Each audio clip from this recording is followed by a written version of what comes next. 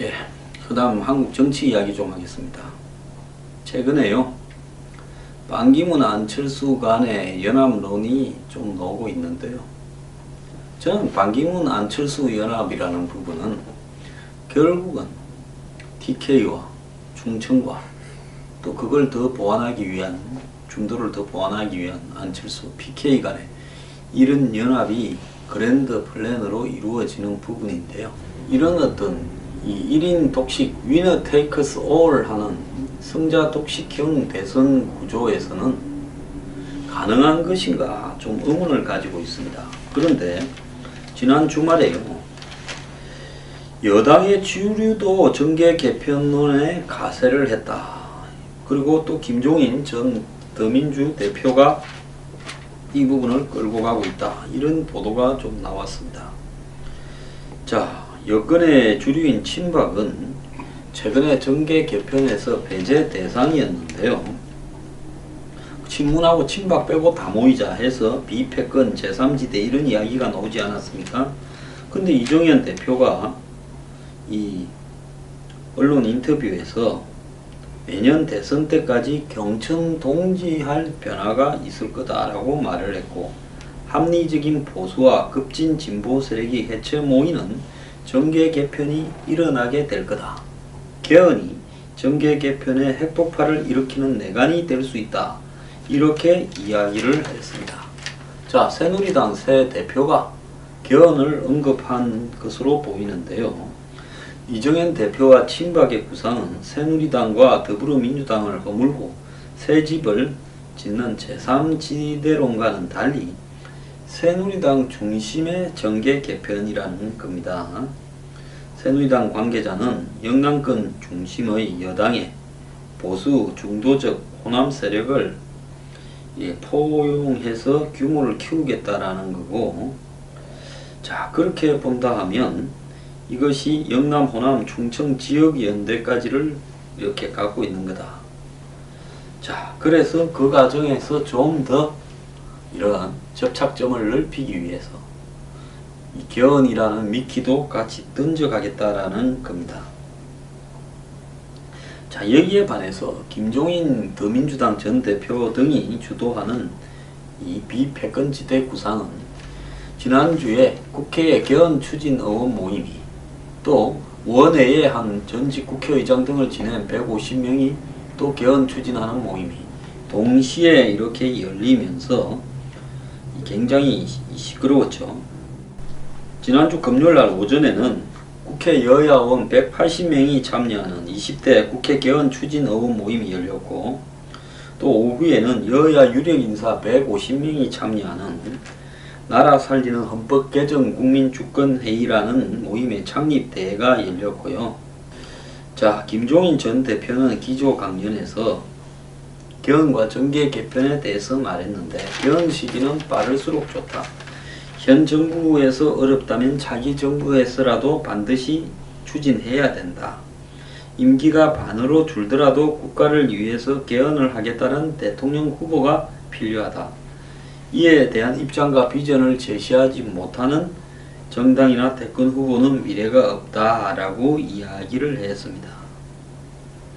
자, 그래서 20대 국회 임기 안에 내각제나 분권적 개헌을 하게 되면 내년 대선에서 뽑히는 새로 선출된 대통령은 국회의원 임기를 맞추기 위해서 다음 국회의원 선거인 2020년 5월 전에 조기 퇴임을 하라는 겁니다. 즉, 이 새 대통령이 임기 2년 3개월만 할 거니까 그걸 갖다가 공약으로 내걸고 당선되면 임기 2년 3개월 안에 국회와 더불어서 개헌을 하고 물러가라는 건데요.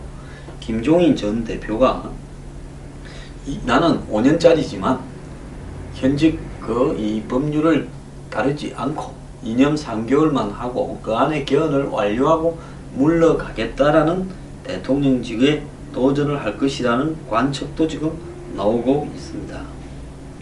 자, 안철수는 그러면 개헌에 대해서 어떤 입장일까요? 지금 안철수는 굉장히 냉소적으로 이야기하고 있는데, 단일화 하자라는 문재인 대표의 제안보다는 개헌을 하자라는 부분에 대해서는 좀 더 생각이 다 있을 거다.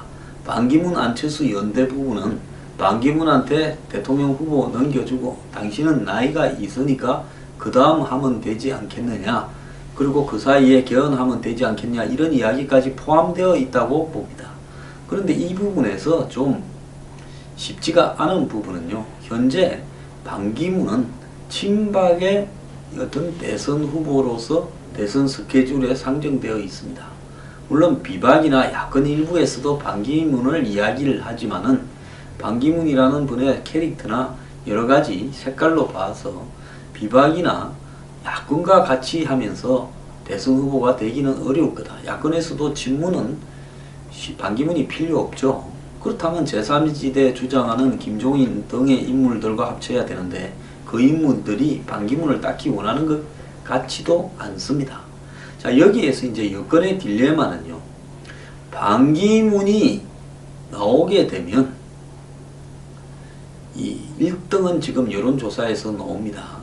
반기문이 20%대 중후반 사이에 걸치는데요. 그러면 야권에 문재인, 안철수, 그리고 박원순 이 세 명을 합치면 40%대 초반 정도의 지지율이 나오지만은 단일화가 안 되니까 반기문이 1등 하는 걸로 나오게 됩니다. 근데 여기서 이제 심각한 부분은요, 반기문이 아닌 오세훈이나 김무성이나 유승민이 나오게 되면 여권 후보의 지지율은 10% 이상 뚝 떨어져서 10%대 중반에 머물고요. 그 다음에 야권 후보들의 지지는 55%대까지 10% 이상이 쑥 올라가 버립니다. 그러니까 반기문이 나오면 야당의 지지율을 40%대로 줄이고 반기문이 나오지 못하면 야당 지지율 합계가 50%대가 넘어간다는 겁니다. 자, 그러면 다른 후보들이 나왔을 때는 왜 안 되는가? 야당의 지지율은, 야당 지지하는 사람은 거의 다 야당을 지지하고 여권에서 현재 새누리당의 좀 비판적인 사람, 중도 이런 사람들이 반기문이 나오면 그나마 반기문 지지 쪽으로 좀 모이는데 반기문 외에 나머지 새누리당 후보가 나오면 야당으로 가버린다는 겁니다. 그러니까 야당표는 여당에 잘 안 오는데 반기문이가 되면 조금 오는데 반기문이가 아닐 경우에는 빠져버리는데 반기문으로 상정된 여당표는 반기문이가 아니면 다 빠져버린다는 겁니다. 여기에 여당에 큰 딜레마가 있습니다. 만약에 반기문이 막다른 골목에 놓여서 대선 후보를 포기해버리는 사태가 왔을 때 나머지 대선 후보를 가지고 대권이 되겠는가 하는 큰 의문에 부딪힐 겁니다.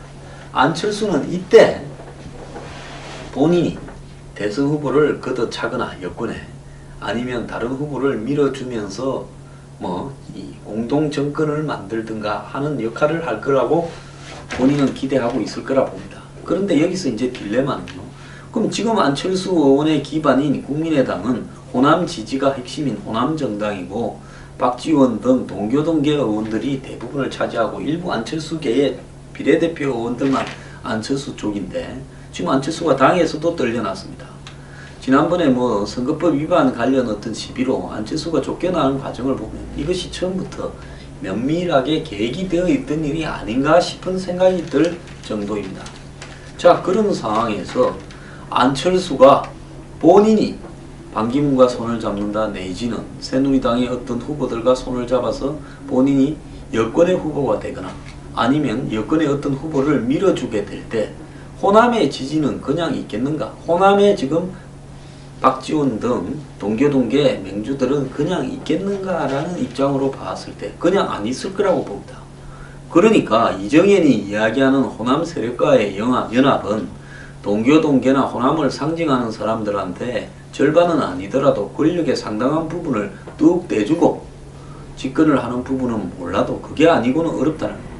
충청이야 기왕에 반기문이 있으니까 TK가 밀고 충청 연합하고 또 호남에 떼주고 이러면 남는 게 별로 없지 않겠습니까? 자, 그러고도 이제 안철수가 이쪽으로 와야 되는데 안철수 입장에서는 호남 지분에 왜 따로 떼냐? 내하고 계산하자라고 또 이야기하지 않겠습니까? 왜? 국민의당의 스타는 안철수 하나밖에 없는데 또 호남의 그 동교동이라는 또 호남 지지자들은 국민의당에 우리가 지분을 가져야 된다. 즉 국민의당의 안철수와 호남 동교동계 간에 지분을 놓고 싸움이 벌어질 수도 있는 현상이 발생할 수 있다는 겁니다. 그렇기 때문에 안철수 후보가 만약에 새누리당 후보를 밀어주거나 새누리당 후보가 되려 하면 지금 있는 국민의당 사람들과의 관계 정리가 원만하게 정리가 될 수 있을 것인가?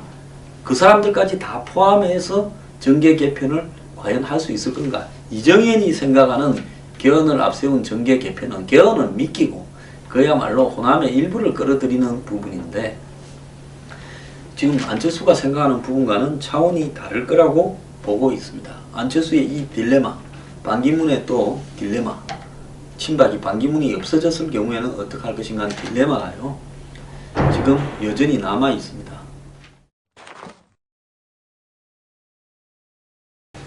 최경환 의원이 중소기업진흥공단에 자기 아는 사람을 하나 취직시켰다. 이래서 좀 시끄러워왔는데요.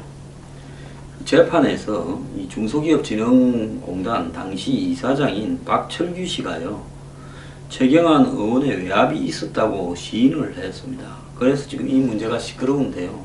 좀 해도 심하게 했더만요. 2013년 6월에 이 4,500명의 지원자를 뽑는데 이 최경환 인턴으로 일하던 한 취업준비생이요. 그것도 다 서울도 아니고 경북 경산의 최경환 의원 사무실에서 인턴으로 일했다고 합니다. 근데 이 사람을 위해서 왜 그렇게 무리수를 뒀을까? 좀 이해가 가지 않는데요. 중소기업진흥재단이 2013년에 6월에 4,500명을 뽑는데 36명이 지원해서 125대 1이었습니다. 자, 그런데 이 황씨라는 친구는 서류 전형에서 2299등을 했는데 이 사람을 갖다가 그래도 이 면접이나 이런 부분까지 끌어올리기 위해서 2차 이제 인적 적성 검사 이런 것까지 끌어올리기 위해서 무리를 했습니다. 그래서 2299등이 실제로는 1200등까지 좀 올려줬습니다. 그런데도 1차 커트라인 170명 안에 못 들어가고 의학 점수를 조작해서 176등이 겨우 되었습니다. 그러다 보니까 이 1차 합격 인원을 170명에서 176명으로 이 친구에 맞춰서 바꿨습니다. 자, 이렇게 해서 겨우 서류상으로는 176명 합격 안에 들어갔는데 2차 인적성 검사에서 176명 중에 164등으로 또 꼴찌 비슷하게 했습니다.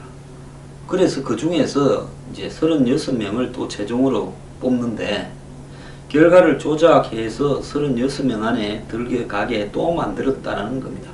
그러니까 2299등을 1200등 안에 올렸다가 거기에 또 의학점수를 조작해서 176등으로 끌어올렸다가 그래도 170등 안에 못 들어가니까 1차 커트라인을 176명으로 했다가 그리고 2차 시험을 쳤는데 164등을 해서 또 성적을 조달해서 36등 안에 넣어서 이 사람을 그렇게 뽑아놨는데 외부 심사위원이 강하게 반발을 해서 탈락이 결정되었는데 근데 2013년 7월 최종 합격자를 발표하기 전에 이 박철규 이사장이 국회에서 누군가를 만나고 온 뒤에 황 씨가 이렇게 합격자로 둔갑이 되게 됩니다. 그런데 그때 최경환 의원을 만났다는 겁니다.